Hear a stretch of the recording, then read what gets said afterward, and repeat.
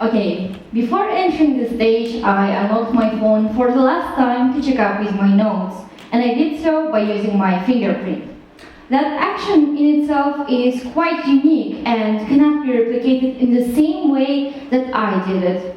Not assuming that you all have bad phones with no fingerprint scan function, but I'm just saying that in this entire orange hole, and perhaps in the entire planet, there is not a single person who has the same exact fingerprint as mine.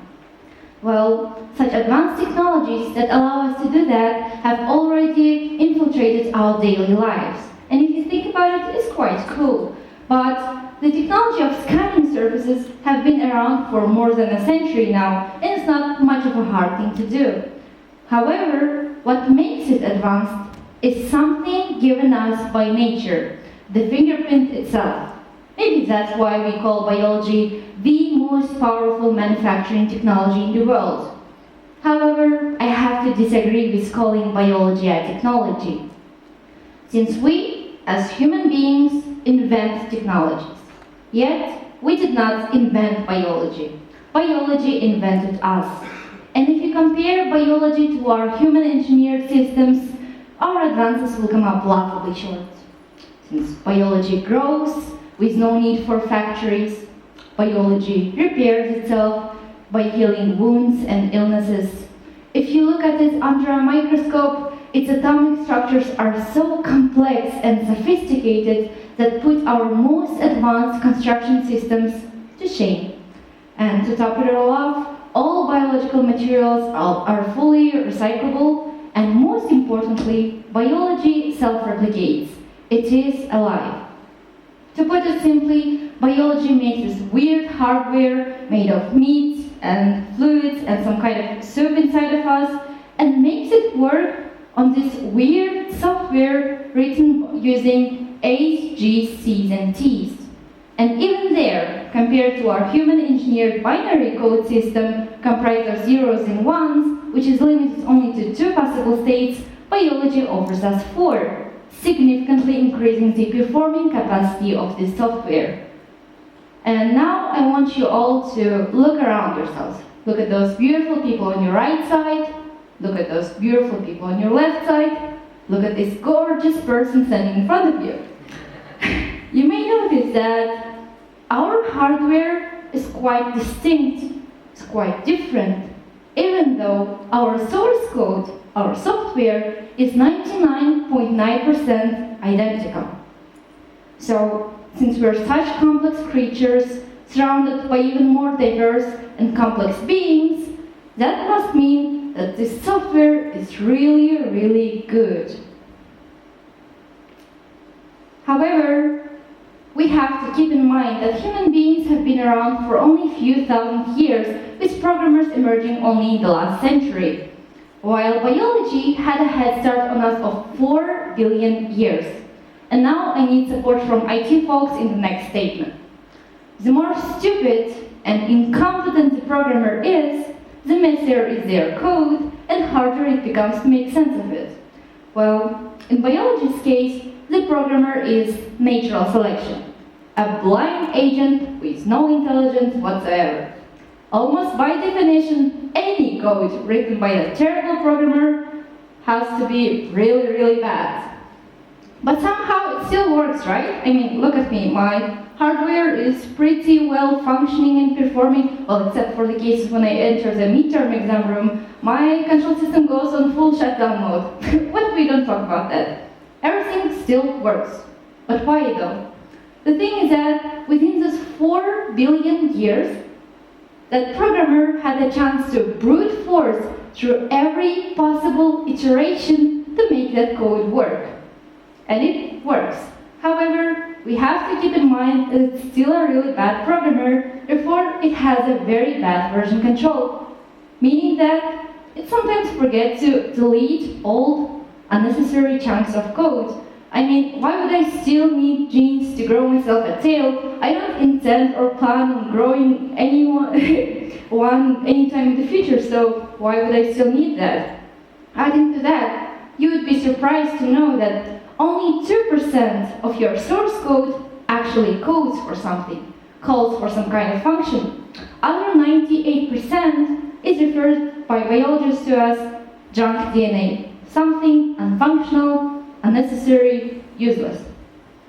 And if most part of our source code is completely useless, unreadable, unfunctional, basically trash by this horrible programmer, why won't we make use of the most useful parts of it, right?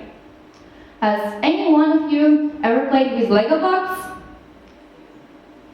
Yeah, let's imagine a singular piece of Lego. It's a bit unfunctional, it's kind of useless, and it will probably end up somewhere in your toe, causing a bit of a trouble. However, if we have many Lego blocks, we can assemble them together and create a multitude of different structures. We can snap together pieces of different shape, color, and size, and build ourselves a house, a tower, a boat, each one with different function. Similarly, in biology, we can take those functional genes and assemble them in circuits, something we refer to as biobricks. We take these functional parts and create synthetic components of life. Using those, we can transform living organisms to make them glow, to make them detect toxins, to make them produce some kind of necessary chemicals. And this means that potentially we can assemble whatever we want and create whatever we want.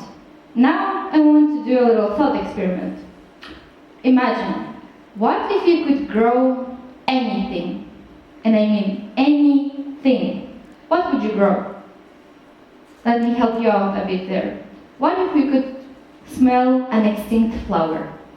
What if we could revive extinct animals and, let's say, bring Jurassic Park to reality? I would certainly visit park of this kind. What if we could grow a fully artificial meat that tastes exactly, if not better, than the real one? What if we could grow fully artificial human organs in a lab that are what if we could use living beings to create art? Well, all these questions are actually the focal points of the most rapidly advancing branch of science, known as synthetic biology. Essentially, what synthetic biology does, it utilizes those engineering principles in biology. That's why we view ourselves as hardware run by some kind of software. And already we have visible advances in synthetic biology that answer those sci-fi questions of ours. For example, we already have living drugs, pills that are filled not with chemicals, but with living bacteria that can solve your tummy issues. We also can use bacteria to produce cosmetics. We can involve it in growing new transplants, in organ printing. Also, some guys actually engineer bacteria to make it detect toxins or clean up toxic spills, like we did last year. So, seeing all those advances and understanding that concept of Legos, it makes us believe that synthetic biology makes genetic engineering quite easy for everyone, and that's actually true. That's why we have many entry-level enthusiasts entering into this space. Now we call it biohacking.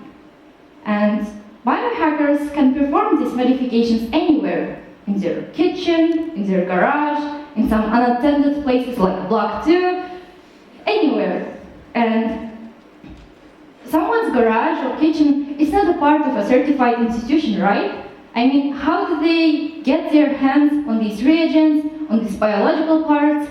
Well, the thing is that you can actually just go online and buy for less than $200 a fully functioning genetic engineering kit that allows you to perform different kinds of experiments. Like you can choose animal, plants, or bacteria of your liking and make it glow.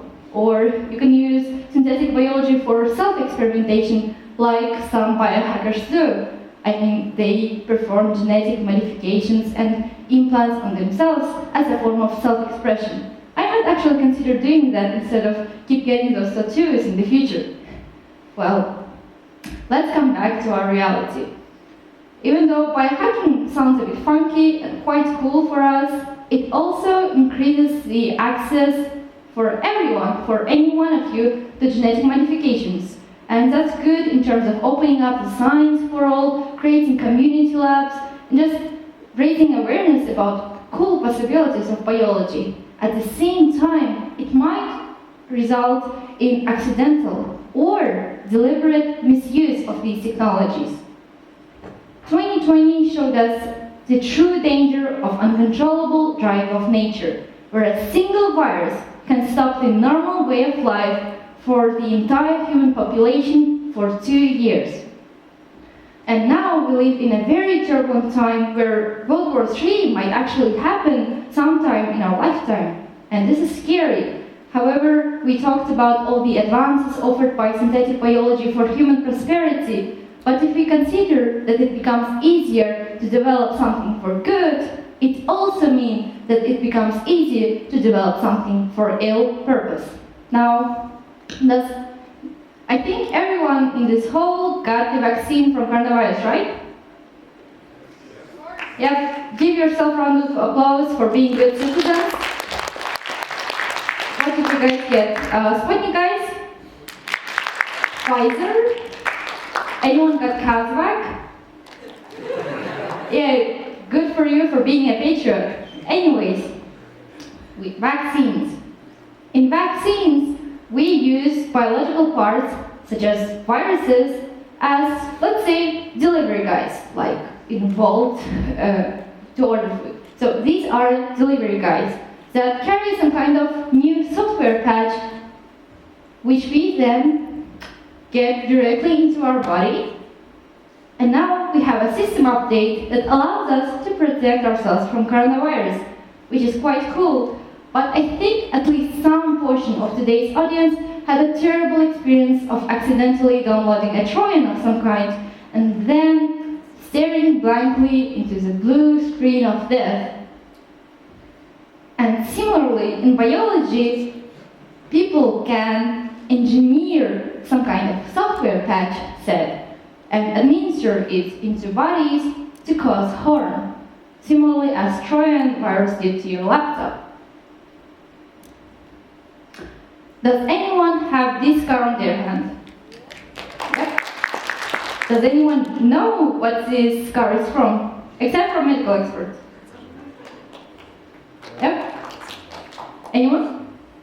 It's from tuberculosis? Yeah, right. That's a scar from BCG vaccine that protects us from tuberculosis. But any folks born before 1980s in the hall? Yep, I see you. And anyone's parents were born before 1980s? Okay, you may notice that in people from Generation X, as we call them, they have a similar scar on their right hand there. That's a scar from smallpox vaccine. Smallpox is the deadliest virus in human history that caused a death of 300 million deaths. It's a very deadly pathogen that has a risk of death of 30%, and it was completely eradicated from the face of the earth in 1977 through universal vaccination. That means that in our days, nowhere in the world this virus can be observed. It's eradicated, and the first virus to be eradicated, which is cool, and which is also why none of us folks in the younger generation for the last 40 years have been vaccinated against smallpox, because it's eradicated, it's extinct. But what if I tell you that a group of researchers from the University of Alberta managed to recreate from scratch an extinct relative of the smallpox virus known as horsepox only within 6 months for $100,000 without a glance from law enforcement officials? And they just purchased overlapping DNA sequences from commercial company online, like any biohacker can. They glued the full genome together, did a full software check, and inserted this sequence into a cell that was already infected by another type of pox virus. Cells managed to produce infectious particles. And they published their research in PLOS ONE with in-depth description of methodologies, equipment, experiments they did, with tips and tricks on how to bypass all the roadblocks. I'm reiterating what I just said. We had this terrible virus, eradicated it using vaccines, and now some group of researchers just managed to glue everything together and published a full detailed recipe on how to do that, and that information is in public access. That's a bit scary for me, and many experts though agree that doing this kind of research can be hard for any amateur biologist of any stripe.